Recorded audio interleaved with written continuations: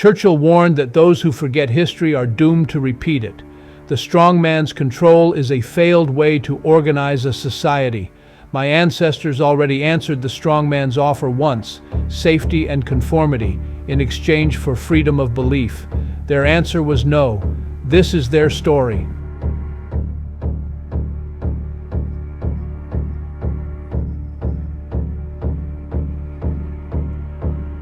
In the Swiss canton of Bern, the council had a standing policy for the Anabaptists, the rebaptizers, who wouldn't recant, wouldn't stop meeting in barns and back rooms, and wouldn't stop refusing to swear the soldier's oath.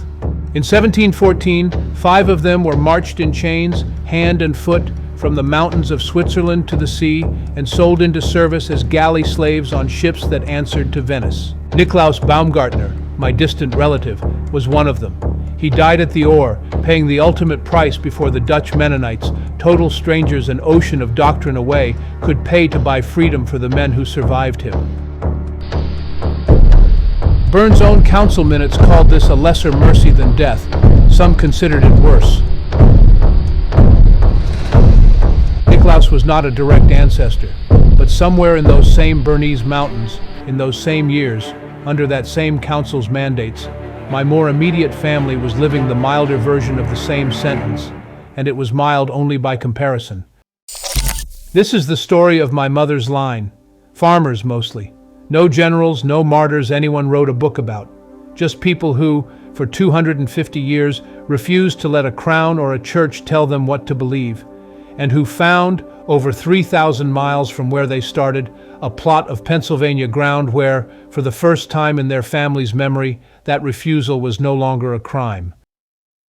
For most of 1,000 years before any of this, belief in Europe wasn't really a choice. It was an inheritance, enforced by 2 crowns that had learned to share the job. The royal house held the sword. The church held the conscience. Between them, they told you what to think about God, what to think about your king, and very often, they made sure those were the same question. Say the wrong prayer, and you weren't just wrong, you were disloyal. Heresy and treason were cousins that shared a courtroom. That arrangement held for centuries. Then, in the 1500s, it cracked, and one particular splinter of that crack runs directly through my family. Martin Luther cracked the church's monopoly on belief, but Luther still wanted a state church, backed by princes, with infant baptism as the price of citizenship.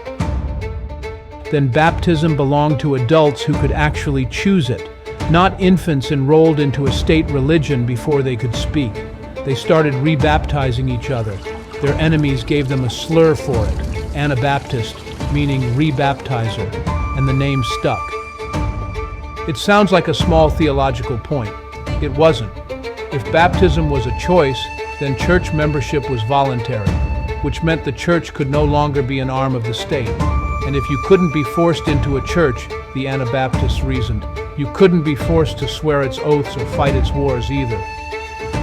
Within 2 years, one of the movement's clearest voices, a former monk named Michael Sattler, who helped draft the Anabaptists' founding confession at a small conference in Schleitheim, was dead, burned at the stake for saying his conscience wasn't the emperor's to command. His wife was drowned 2 days later for the same conviction. The movement didn't die with him. Both Catholic and Protestant authorities agreed on exactly one thing for the next 2 centuries. The Anabaptists had to be stopped. Switzerland, the birthplace of the movement, became one of the hardest places on earth in which to hold this belief and survive. Somewhere in that landscape of raids, fines, and confiscated farms was my direct line, the Schowalders, later anglicized to Showalter. In 1671, the Bern Council issued the mandate that finally broke the standoff: convert back to the state church within 2 weeks or leave Switzerland for good. Roughly 700 Anabaptists chose exile over conformity. My family was among them. They weren't executed. They weren't chained to an oar, like Niklaus Baumgartner in our opening scene. But make no mistake, this was the same machine, turned to a lower setting, land seized, livelihood erased, a people declared unfit to remain in the country their families had farmed for generations, for the crime of insisting that faith couldn't be conscripted. They went north, the only direction left open to them, following the Rhine toward wherever a Catholic or Protestant prince might tolerate a Mennonite farmer's rent money more than he hated his theology.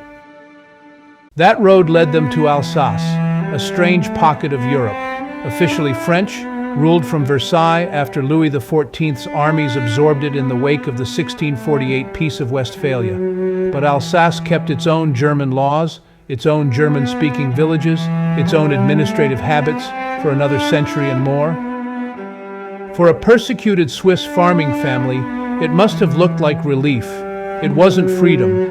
Alsace was Catholic France, and a German-speaking Anabaptist was tolerated the way a useful stranger is tolerated, allowed to lease land no one else wanted, taxed for the privilege of existing, and never quite counted as belonging.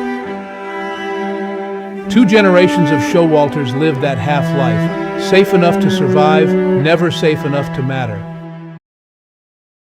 By 1750, the family had heard the rumor every scattered Anabaptist congregation on the Rhine had heard.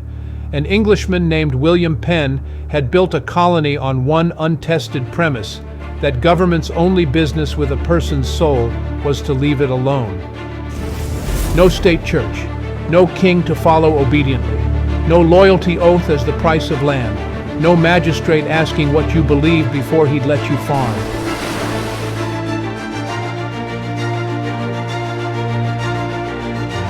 After 80 years as tolerated outsiders in someone else's kingdom, that wasn't an opportunity.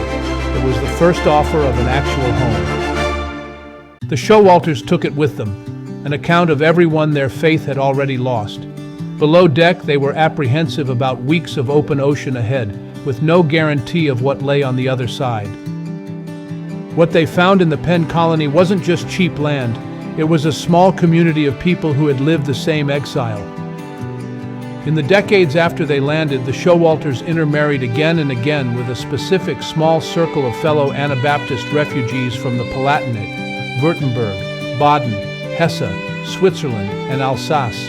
Families named Funk, Haldeman, Schirk, Pennypacker, Moyers, Musser, Ronk, Rhodes, Rodefer, Kassel, Heatwohl, and Opdengraef. Different last names, identical history, banished for the same beliefs, from the same mountains, by the same machinery of church and crown. And they intermarried too with Quakers, a movement born independently in England but converging on the very same principle the Anabaptists had bled for, that conscience answers to God alone, not to a bishop or a king. Different theology, same fight. That's the thread this whole family history and the history of millions of other Americans hang on. Not any one doctrine, but a shared, hard-won conviction that no government owns what a person believes. Here's where the family story takes its strangest turn. Genealogists tracing the Opdengraef family, the same Opdengraefs who married into the Showalter line, have long connected them to William Penn himself. The thread runs through the Pletjes family. Margaret Jasper, Penn's own mother, had an aunt named Gretchen Pletjes, who married a Mennonite named Herman Opdengraef, born on the German-Dutch border. Herman Opdengraef is my 9th great-grandfather. By that reckoning, the proprietor of Pennsylvania, the man whose colony offered the Showalters their first real refuge, was a distant cousin to a family the Showalters would go on to marry into. 3 of Herman's grandsons, converts to Quakerism, sailed for Pennsylvania in 1683 and became founding members of Germantown, 3 of the original 13 families. In 1688, 2 of that same family put their names on the first formal protest against slavery ever written in colonial America. Persecuted Anabaptist blood, Quaker conviction, and if the genealogy holds, a bloodline connection to the proprietor's own family. It's not proof of destiny, but it's hard not to notice that the family that built the one colony where conscience was safe, and the families that most desperately needed that colony to exist, kept turning out to be, in one way or another, kin. The men on that galley in 1714 rode in chains for refusing to let a council in Bern own their conscience. One was a distant relative.